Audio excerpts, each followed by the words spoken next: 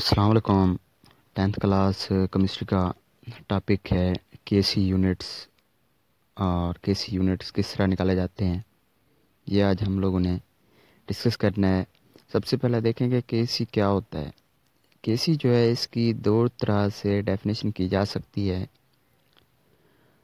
अगर मैं कहूँ कि केसी बराबर है, जो केसी है ये इक्वल टू केसी बराबर होता है मोलर कंसंट्रेशन ऑफ प्रोडक्ट, यानी कि प्रोडक्ट्स की मोलर कंसंट्रेशन ओवर रिएक्टेंट्स की मोलर कंसंट्रेशन, यानी कि प्रोडक्ट्स की मोलर कंसंट्रेशन की रेशियो होती है रिएक्टेंट्स के मोलर कंसंट्रेशन के दरमियान। केसी ये चीज़ होती है। अगर वर्डों में इसकी केसी की डेफिनेशन देखी जाए तो हमारे पास केसी की डेफिनेशन होती है equilibrium constant is the ratio between the molar concentration of product to the molar concentration of reactants, यानी कि केसी प्रोडक्ट्स की मोलर कंसंट्रेशन की रेशियो होती है मोलर कंसंट्रेशन ऑफ रिएक्टेंट्स के दरमियान। तो ये वर्डिंग में इसकी डेफिनेशन केसी की ये होती है।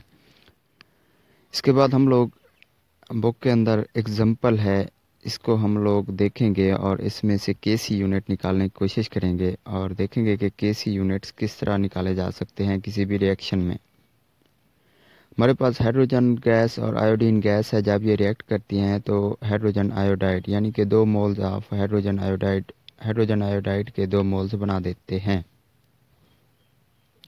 हम केसी निकालेंगे। केसी का हमें पता है molar concentration of product over molar concentration of reactants. इस रिएक्शन के अंदर हाइड्रोजन आयोडाइड हमारे पास प्रोडक्ट है, इसके जो 2 मोल्स हैं हम ये पावर बना देंगे। इसके बाद हम नीचे रिएक्टेंट्स लिखेंगे। हमारे पास रिएक्टेंट्स H2 की मोलर कंसंट्रेशन और I2 की मोलर कंसंट्रेशन, ये हमारे पास रिएक्टेंट्स हैं। अगर मैं आपको बताऊं कि यहाँ पे जो ब्रैकेट है ये मोलर कंसंट्रेशन होती है और इसका यूनिट जो हम इस्तेमाल करते हैं वो होता है मोल डेसीमीटर पर स्क्वायर पर क्यूब। जो इसका यूनिट इस्तेमाल करते हैं वो मोल डेसीमीटर पर क्यूब है। अब यहाँ पे जहाँ पे भी हमें ब्रैकेट नज़र आएगी वहाँ पे हम ये यूनिट फिट कर देंगे।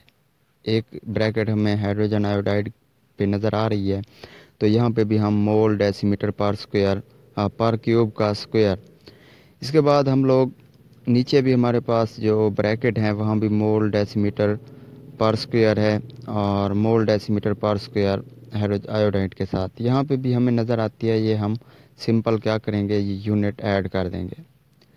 अब हम लोगों ने करना क्या है कि इसको हम लोगों ने आगे सॉल्व करना है। हमारे पास जो प्रोडक्ट था ये मोल डेसीमीटर पर क्यूब का स्क्वायर था।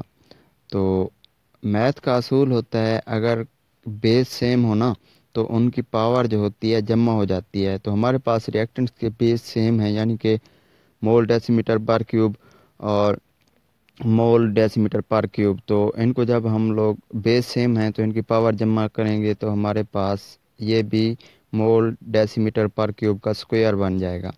तो हमारे पास जो जवाब आएगा हम इनको दोनों को क्रॉस कर देंगे तो हमारे पास जो आंसर आएगा वो 1 आएगा। और जहाँ पे केसी का आंसर 1 आ जाए उसका कोई यूनिट नहीं होता। तो हमारे पास इस रिएक्शन के अंदर केसी का कोई यूनिट नहीं है। दूसरी जो एग्जांपल हमारे पास है, नाइट्रोजन गैस है, ये हाइड्रोजन के साथ रिएक्ट करती है और हमारे पास 2 अमोनिया के मालिक्यूल बना देती है।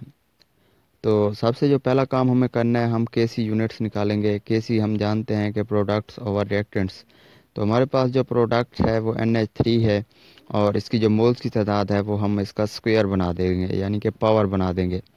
इसके बाद हमारे पास नाइट्रोजन गैस है, इसकी मोलर कंसंट्रेशन और हाइड्रोजन गैस है, इसकी मोलर कंसंट्रेशन, क्योंकि इसके मोल्स की तादाद 3 है तो इनके मोल्स की तादाद को हम लोग पावर बना देंगे।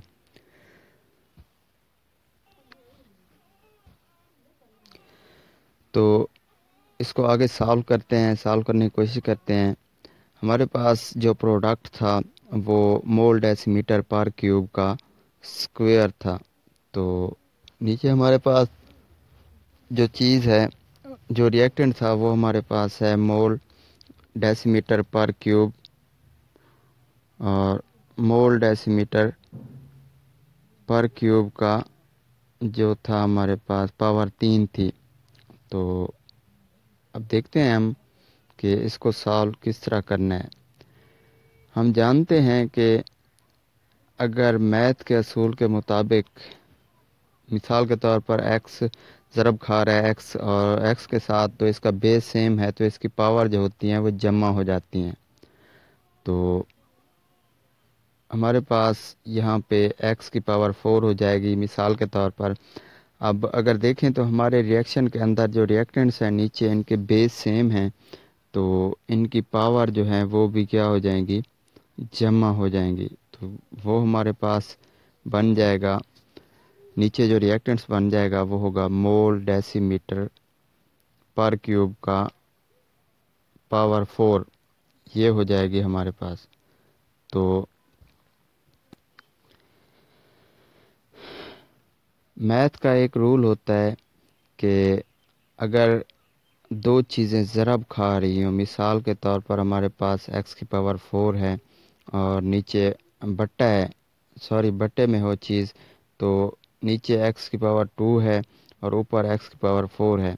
जब हम नीचे वाली रकम को ऊपर ले जाएंगे मैथ के असूल के मुताबिक, तो इनकी जो सिंबल होती हैं, अलामतें होती हैं, ये चेंज हो जाती हैं। मतलब नीचे जमा है तो ऊपर जाके नफ़ी हो जाएगी, नीचे नफ़ी है तो ऊपर जाके जमा हो जाएगी। तो जब हम इसको ऊपर लेके जाएंगे x2 को, तो ये क्या हो जाएगा, x4 - 2। तो यही रूल हम यहाँ पे केसी यूनिट्स के अंदर अपनाएंगे कि इसको किस तरह सॉल्व करना है। हम लोग जो नीचे हमारे पास रिएक्टेंट्स है मोल डेसीमीटर पर क्यूब का जो पावर 4 थी, हम जब इसको ऊपर लेके जाएंगे तो ये इसकी अलामत नीचे 4 थी पावर की, तो ऊपर आके ये माइनस हो जाएगी। तो हमारे पास जो आंसर आएगा वो केसी मोल डेसीमीटर पर क्यूब का -2, पावर जो है वो -2 हो जाएगी, क्योंकि माइनस की रकम मनफी की रकम ज़्यादा है, तो हमारे पास -2 आ जाएगा। तो सिंपल हमने करना क्या है, इस -2 को अंदर ब्रैकेट के अंदर हल कर देना है, सॉल्व कर देना है। तो हमारे पास जो जवाब बनेगा मोल -2 और डीएम के साथ पावर 6 हो जाएगी। तो इस रिएक्शन के अंदर हमारे पास केसी का जो यूनिट है वो ये है, मोल मैन पर स्क्वायर, और डीएम की पावर जो है वो डेसीमीटर की पावर जो है वो 6 हो जाएगी। तो ये हमारे पास केसी का यूनिट है इस एग्जाम्पल के अंदर। अब जो हमारे पास नंबर 3 पे एग्जांपल आ रही है, सॉरी रिएक्शन आ रहा है, इसको हम लोगों ने सॉल्व करना है और इसमें से केसी का यूनिट निकालना है।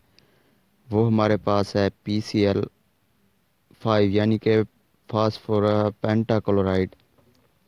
तो ये हम लोगों ने क्या करना है, इसको सबसे पहले प्रोडक्ट लिखना है। प्रोडक्ट हमारे पास PCl का मोलर कंसंट्रेशन और Cl क्लोरीन की मोलर कंसंट्रेशन है, और हमारे पास जो प्रोडक्ट है, प्रोडक्ट हमारे पास PCl5 है, सॉरी रिएक्टेंट्स जो है हमारे पास वो PCl5 है। तो जहाँ जहाँ हमें ब्रैकेट नज़र आ रही है जिसको मोलर कंसंट्रेशन कहते हैं, इस पे हम लोगों ने वो यूनिट लगा देना है, मोल डेसीमीटर पर क्यूब। इसी तरह आगे भी मोल डेसीमीटर पर क्यूब। नीचे भी हम लोग कुछ ऐसे ही करेंगे कि हमारे पास जो रिएक्टेंट्स है यहाँ पे भी हम मोल डेसीमीटर पर क्यूब लगा देंगे। तो मैथ के असूल के मुताबिक हम 1 मोल डेसीमीटर पर क्यूब को नीचे वाले मोल डेसीमीटर पर क्यूब के साथ क्रॉस लगा देंगे। तो हमारे पास जो यूनिट बचेगा यहाँ पे वो हमारे पास होगा केसी मोल डेसीमीटर पर क्यूब इस रिएक्शन के अंदर। तो इसमें हमारे पास जो केसी का यूनिट है वो मोल डेसीमीटर पर क्यूब है। तो आगे एक इम्पॉर्टेंट चीज़ है, अब हम लोगों ने केसी का यूनिट जो निकाला था वो तो डिटेल के साथ निकाला था। यहाँ पे मैं आपको एक सिंपल ट्रिक बताऊंगा कि किस तरह हम लोग सादा लफ्ज़ों में मतलब आसानी से केसी का यूनिट मालूम कर सकते हैं। उसके लिए जो फार्मूला है KC ओवर मोल डेसीमीटर पर क्यूब डेल्टा एन, ये वाला फार्मूला है। तो इसको हम इस्तेमाल करके सिंपल KC यूनिट निकाल सकते हैं। यहाँ पे जो डेल्टा एन है हमारे पास number of moles of product minus number of moles of reactants, यानी कि यहाँ पे जो डेल्टा एन है, यहाँ पे हम पहले नंबर पे जो रिएक्शन के अंदर प्रोडक्ट्स के मोल होंगे उसको लिखेंगे, और माइनस जो होंगे हमारे पास रिएक्टेंट्स के जो मोल होंगे उनको लिखेंगे। यहाँ पे मैं आपको एक एग्जांपल बता देता हूँ सिंपल, कि किस तरह हम लोग सादा अल्फाज में मतलब आसानी से इतना बड़ा प्रोसेस के बगैर हम KC यूनिट निकाल सकते हैं।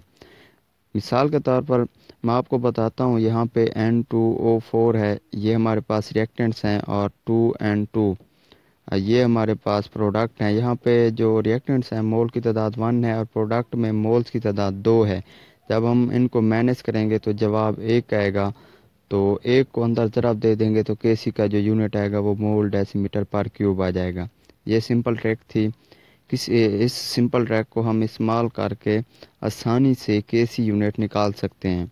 लेकिन ये सिर्फ सिंपल आपको मेथड इसलिए बताया है, अगर एग्ज़ाम के अंदर इस तरह का कोई क्वेश्चन आ जाता है तो कोशिश कीजिएगा आप लोग इसको डिटेल के साथ कीजिएगा।